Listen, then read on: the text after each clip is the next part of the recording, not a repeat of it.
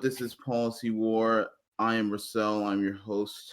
I give the progressive view on this podcast, which is meant to discuss basically American political issues from three different perspectives, and the other hosts will talk about their perspectives and their name. I'm Matthew. I'm middle of the road with a bit of a libertarian slant. And I am John. I offer the conservative perspective. And what we're going to talk about today is something that has been going on for the past almost 2 decades now, which is U.S. intervention in Afghanistan. So if we all can take a little history lesson back in our history books from when Bush was president, the Afghanistan war was in response to Al-Qaeda's attacking of the Twin Towers back in 2001. Bush decided to invade Afghanistan to weaken the Taliban and weaken Al-Qaeda's alliance with the Taliban, which is another terrorist group in Afghanistan. Turns out that hasn't really worked that well, depending on how you see it, because we've been there for 19 years, and I don't think that was the objective. But maybe the objective was just so Boeing could keep funding politicians, so Boeing can make more airplanes, make more bombs, and Boeing can make more money while politicians make more money. Who cares about lives, right? So that's the general problem with the Afghanistan war, is that it's been going on for a long time now, and people don't know why we're there anymore. And Trump has tweeted, and usually with his tweets, I take him with a grain of salt, but he has tweeted his basically want to get out of Afghanistan. Just recently in October, he tweeted, quote, "We're down to 4,000 troops in Afghanistan. I'll have them home by the end of the year. They're coming home, as we speak. 19 years is enough. They're acting as policemen. Okay, they're not acting as troops." And then in the also eloquent way as Trump states things, he said in another tweet following that he'll get all the troops home by Christmas time. So with that provocation, the military industrial complex was very alarmed. Many politicians that were Democrats and Republicans came against him for that kind of position. But the Pentagon has recently announced that they will move from their 4,500 troops that they have in Afghanistan currently down to 2,500 troops by January. So while that is not a full withdrawal, it shows a step in the right direction. Though I wonder if the U.S. administration is really serious about getting Afghanistan, and should we really be there now? And that's the main question I want to pose to the both of you. Should the U.S. still be in Afghanistan, and do you think it was right for us to invade them in the first place?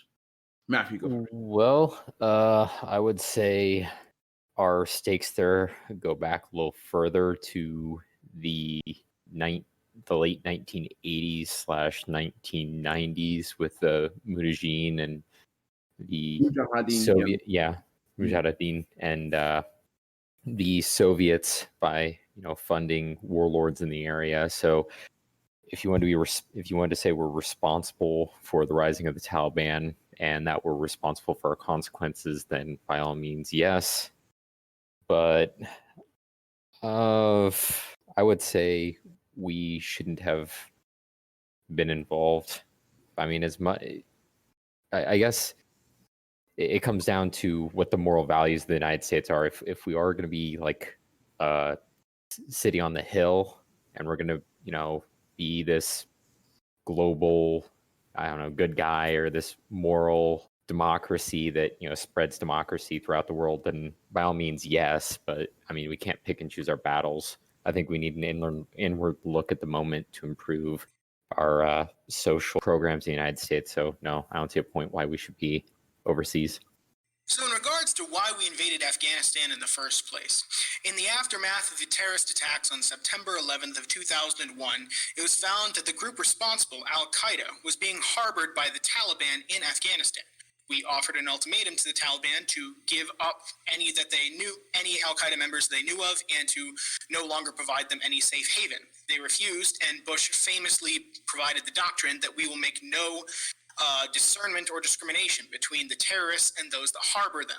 So I believe we were absolutely right to go into Afghanistan because we had been attacked in one of the worst ways in nearly a century, and we had to respond, and that we did. However, we are almost 2 decades removed from the original invasion, and now we have transitioned to nation building, as we have tried several times in the past, with minimal successes, as well as this is simply the graveyard of empires. Afghanistan is incredibly difficult, close to impossible to pacify and govern. And it is arrogant of us to believe that we could implement some kind of, especially Americanized democracy upon a people that don't necessarily want it. Our army is not equipped to act as policemen in this country, trying to hold it together rather than actually taking ground, which is what our military is designed to do. Therefore, I don't believe we need to withdraw all troops out of Afghanistan right now, because that would simply lead to an unstable situation that would probably affect our interests in the future. However, we do need to find some manner of an effective exit strategy, because otherwise we are simply going to be continuing to dump blood and treasure into this area that simply does not give us any real returns on our interests. That was just posted in 2019. More than 100,000 civilians have been killed in Afghanistan since the United States entered it in 2001. Now, obviously, most of those aren't the cause of the U.S. They're really more so the cause of the Taliban and Afghani government. But still, we need to realize that the United States isn't really hindering these conflicts at all. If you can't eradicate a group after 18 years, I mean, it's really impossible that you'll ever eradicate them with the current strategy you have. I mean, I don't know if people remember the cigar report that was recently released, I believe it was 2018 or 2019, in which, the Washington Post actually showed some good journalism, and they revealed a bunch of interviews done by high officials in the government. And a former 3-star general who was head of Afghan policy under Obama, Douglas Ludd, said that, quote, "We were devoid of a fundamental understanding of Afghanistan. We didn't know what we were doing, what we were trying to do here. We didn't have the foggiest notion of what we were undertaking." So with that 2001 invasion, I wish they had an exit strategy back then, and they never did. And I do believe it's completely fine for us to retaliate against Al Qaeda and Taliban, but we need to have some exit strategy if it doesn't work out in the end. And I don't believe any of these administrations have developed one. And so the best thing to do is just to get out of there rather than waiting 6 months and seeing that they'll come up with some exit strategy while more troops die for no reason. Well, first of all, I 100% believe that Obama official when he said that the Obama administration had no idea what they were doing in Afghanistan. That was in plain view for everyone to see. But second of all, I think you just mostly agreed with me. You just disagreed on the timetable. Mm-hmm. What I said was we need an exit strategy and we should leave at some point. You said the exact same thing, except you advocated that we just leave now, because that's the definition of an exit strategy. And I understand that impulse, and it's an impulse at times. What we do if we withdraw all troops now is two things. First, we leave a very unstable situation. The Afghan government is not powerful enough to stand on its own, and it's just going to either fall to the Taliban or a much more nefarious group that's going to pop its head out of the sand out of nowhere, as it has multiple times in the past. But what we also do is leave any semblance of a position of strength in the region. What we recently did negotiate a peace deal with the Taliban. And as part of this peace deal, they would cut back on violence, so would we, and eventually we would withdraw all of our troops from the region. The Taliban have not met their obligations. So if we withdraw all troops in the region right now, we look like we will just meet at the table with anyone, and we won't care about the preconditions set.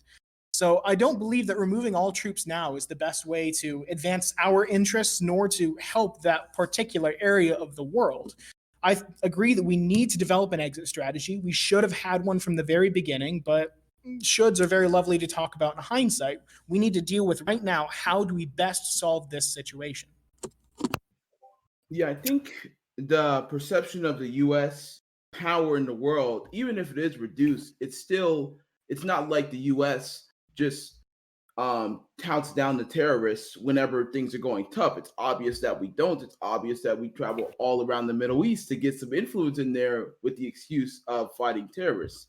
But Matthew, I want to go to you and ask you a little bit about this notion of a forever war that you wanted to bring up with this U.S. intervention in Afghanistan. Well, I mean, is this another?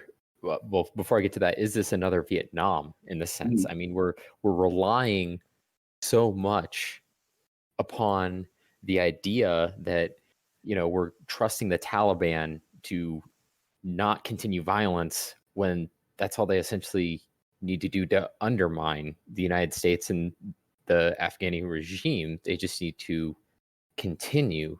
They have essentially nothing to lose if you're pulling out. You're already showing that you've thrown in the towel. So it's going to be kind of a complex thing. It kind of plays into this forever war in a sense that, what are the conditions we're going to have in play? Because with the Obama administration, as we mentioned earlier, they didn't know what they were getting into, but they surged troops. And whenever they had a surge in troops, they kind of stabilized the government, or at least helped the government form, because they were creating something out of nothing, essentially. You had a country where you didn't really have a strong central government, and then you had kind of a corrupt central government because you had to bring all these warlords together to form this central government. Now there's still corruption there, but you're trying to still strengthen it. But the question is, do we still want to dump those extra resources in there? Or is it still going to be worth it in the end? And that's one thing where it looks like Donald Trump's administration is saying, hey, that's not worth it. We need to pull out. And he's also had, praise from the other side of the aisle, from Adam Smith, saying, this is kind of a useless war. But the other officials, especially those in NATO and some of the top brass, are saying otherwise. They're saying, hey, why are we giving up now? If we decrease, NATO is going to follow through. So it looks like having a counterterrorism force may help. The question is, do we want to really reduce our numbers this quickly? Could it put us in a worse situation? Mm-hmm. So, to some extent, it's wrong when we call this a war. We use that colloquially, but it is in fact a police action, and I think that's an important distinction to make, only because a war is almost always a finite game. There are two kinds of games, finite and infinite. A finite game is one where there is a goal and there is a price you will not pay in order to achieve that goal. An infinite game is you have a goal of survival and there is no price you will not pay to achieve that goal. In this particular situation, one of the reasons this police action / war has lasted so long is because the United States and its partners in the region are playing a finite game. We have our interests to advance, we have a region to stabilize, but there is a price in blood and treasure that we will not pay in order to advance those interests. The Taliban and the other entities which we are fighting in the region are playing an infinite game. They are fighting against what they tend to see as an infinite evil from the West, and they are fighting for their very survival. There is no amount in blood and treasure that they will not pay in order to win that game. And this is the exact situation we found ourselves in Vietnam, and we were forced to pull out of there without achieving the political objective, even though militarily there is an entire different set of arguments on whether or not we won that war. And so that brings this entire point back to the fact that we need an exit strategy. We need to develop a way to advance our interests without reaching the point where we simply hit that limit of blood and treasure we will not pay, and suddenly our hand is forced in a way that we do not want to be forced in that region. What I want to talk about the kind of infinite perspective that the Taliban have. And, many terrorist groups have this, where it's just guerrilla warfare for them. It's how, as I brought up Chinese in the start of the episode, it's really how the Chinese Communist Party under Mao Zedong won, because they just did guerrilla warfare over and over again, and the nationalist government under Chiang Kai-shek could never concentrate their forces and demolish them in one battle. That's exactly how it is with the United States bombing Afghanistan. I mean, just last year, they dropped a record number of bombs in Afghanistan. Over 7,400 bombs dropped in the nation. And it's just insane the amount of money we're blowing on this. And the news is acting like it fell off the map. They're not even talking about it as much anymore. I mean, I just don't understand. And for some reason, this was such a huge problem when over 2,900 people died in the Twin Towers being destroyed. But with COVID, I mean, it's what? Over 200,000 now, at least over 60 times that amount.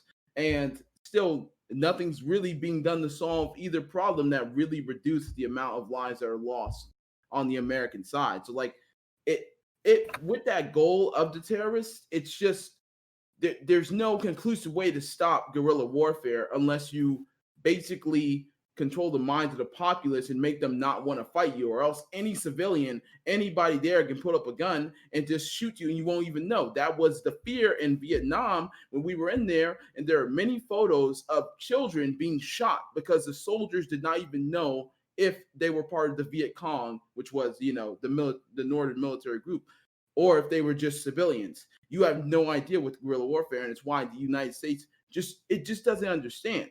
You know, when that quote, one man's terrorist, another man's freedom fire, the reason that's such a cliche, the reason that's so popular is because when America bombs, it has killed thousands of Afghani civilians in its bombing campaign. I mean, if you look at Obama's drone record, he's killed 10 times the amount of civilians compared to terrorists. Now, if anybody says, hey, a 10-to-1 ratio, that's pretty good. Yeah, we're doing a good job, man. And then you have families crying on the other side of the world, wondering why their civilians just die for a group they're not even a part of. Then you can understand why the world kind of dislikes the U.S. and sees us as a warmongering nation. And I think the longer we stay in there, the more that's just going to increase. You can't stop guerrilla warfare with bombing and killing civilians. Well, Russell, you touched on an excellent point, though I have to disagree with you on another. You said at one point the United States does not understand guerrilla warfare. I think we understand it very well. And here's what we understand. The only way to fight a successful insurgency, a guerrilla war as the power in the region is unbelievable brutality. That is the only way. And we can cite as many statistics on war crimes as we want, as the United States has certainly committed on multiple occasions. I don't think any reasonable person is going to deny that those exist. But because those exist as far and away the exception rather than the rule, that is why the United States finds itself so mired in these conflicts, like in Vietnam, like in Afghanistan. Because despite any marks upon our record, we are not willing to employ the kind of absolute brutal force that is needed to bring down an insurgency. It is the kind of force where you have to have a My Lai massacre every week in order to bring down the organizations that are arrayed against you. And so I think it is in fact a strength of the United States that we are weak against guerrilla wars, because we are not willing to engage in the kind of brutality that, say, for example, the Soviets were more than happy to engage in. With the Soviets, you know, they did start this invasion of Afghanistan, but, you know, there's a funny story about that with the history of it all, because basically agents were sent from the Soviets and from the British into this foreign land called Afghanistan when nobody knew what it was. But it was a very strategic point because you could basically use it to enter Europe and attack from various positions. And they were both scared of each other, so they used this developing country as a way to further their national interest. And that's how many, you know, guerrilla wars starts. Usually opposition to a foreign power. And with that point of brutality, just absolute massacring, that's not even guaranteed to stop guerrilla war. I mean, what's it going to get to the point of you massacring 90% of the population? There's still always going to be resistance groups if you try to dominate a population like that. Like, it's never going to end. These terrorist groups are already pretty small, but I could argue, you know, the Taliban is pretty much stronger than the Afghani government if it wasn't for the US's help. And this has gotten to the point where it's such a large force. There's so many people against the U.S. that brutality would just increase the fervor of the terrorists. It would serve the opposite points of what we want here. I mean, is bombing civilians really the way? I know you're not advocating that. I know you're just saying it's a way to basically stop guerrilla warfare. But I think that really just increases the passion of the resistance groups more than anything. Well, the question is there really any strategic importance to the region now? Is there really anything coming out of it? Because just because we have a stumble within the country or we have a prolonged war doesn't mean we can't reproach later on. I think one of the main problems with the government that's been propped up there is a lack of legitimacy. The United States is coming in, taking a bunch of warlords, which is just as bad as the Taliban, essentially, and saying, okay, now you're a government and there's corruption that's there that you can't really account for till later on because you're introducing a new system, and that's going to take time. But there's this lack of legitimacy, so there's no real foundation to build upon. So if you look at Vietnam, for example, there wasn't much to build upon there. We were upholding a dictatorship in the South, essentially. And so our guy was just as bad as Ho Chi Minh in the people's eyes, more than likely. And so you have the fall of Vietnam, and of course you have some brutal rule, and then you have rapprochement later on. You had to pivot to Asia. You had Barack Obama come back and pivot to Asia to try to stop China. So it's one of those things of, is this an absolute loss? Do we really need to be in the region, or can we wait over time? I mean, things shift over time. Time heals all wounds. I mean, the strategic importance of Afghanistan, goes back, 4,000 years. Like, it was one of the main routes for the Silk Road. And also it has the Khyber Pass, which is basically a way to get to Pakistan. It has a lot of strategic importance to a lot of Asian countries, China, Russia. So, I mean, it's there, but it's not there enough for us to be in an intervention. I don't think it's enough where we need to have troops there who are constantly dying every day for enemies we're not even fighting. So, I mean, to that point, I don't believe it's there. It never was there to go into this extent. At our peak, we had more than 100,000 troops in Afghanistan. And I mean, this comparison to Vietnam, it's for different motives. At least we were scared of the Soviets trying to convince Northern Vietnam to basically tax out in Vietnam, make it communist, in which they really had less interference than what U.S. Officials believed. At least there was some, tougher power we were fighting against. But in Afghanistan, it's literally just the Taliban at this point. Al-Qaeda is almost a defunct organization. We annihilated them, and that was our main reason for attacking Afghanistan. So with that, we really should not be there anymore.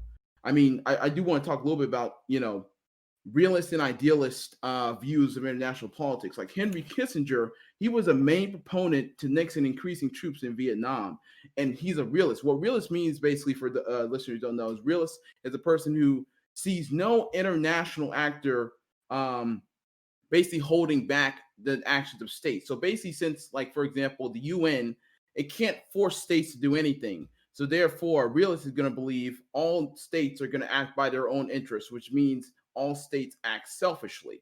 Kissinger was the iconic realist, and he pushed forward the Vietnam War, and that's what realism creates. It creates a system where national governments don't care about citizens and other governments, and they only care about their own interests, and it can lead to a debacle like this, which has been going on for 19 years. I wish there was an increase in peace and institutionalism instead of the U.S. lying to its citizens, lying to other countries, and just entering these wars for profit. But John, I know you had something to say. So I want to hit on a couple of things. First, I want to backtrack just a little bit and talk about one of the reasons that we're still in Afghanistan. Now, I've made my position known that I think we need to develop an exit strategy and get out of the country as soon as we are best able. However, one of the other reasons we are there, not simply just to fight the Taliban, not simply just to go after Al-Qaeda, it also developed into a situation where we were using Afghanistan to support our operations against the Islamic State. Now, the Islamic State has also lost the vast majority of its territory, and it is not the regional power that it once was. And so this just goes back to further my point that we should develop an exit strategy.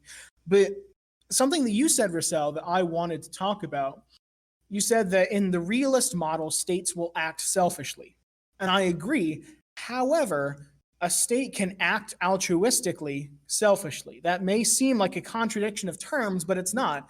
Because for the United States, for example, our interests are obviously our own security, our own prosperity, but we are the center of a large network of allies. And sometimes it is appropriate for the United States to act in an altruistic fashion in order to advance our interests in keeping our allies. And that's something that, rather specifically, the previous administration was less than adept at, as we have alienated several of our former allies. However, I am hopeful that in the future we can get back to the global leadership and maybe stray away from the global interventionism as much as possible. Because you are right.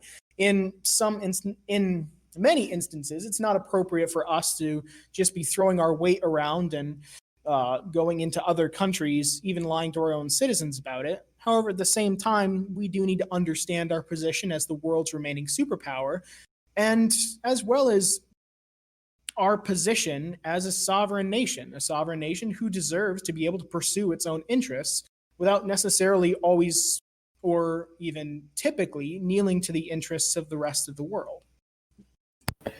I agree that there definitely can be some positive treaties and situations that can come out of selfish interests, such as, trade agreements, NAFTA, which is very controversial, of course, but it reduces tariffs among areas. And of course, NATO, which is formed selfishly because countries want to protect themselves against Russia, but it promotes peace. So, Matthew, go ahead. Last words here. Well, I was going to say, in response to John, what interest did it really serve? What interest did invading Afghanistan really serve in that sense? We were going after Al-Qaeda, of course. We were trying to get Osama for the 9/11 attacks, but we're sticking our thumb in another pie, toppling another government, causing more instability. Any government can be proven legitimate depending on the framework on which it's built. That's how China's able to remain with their authoritarian regime. That's how Russia's able to remain authoritarian. That's how we're a democracy and we're still kind of stable.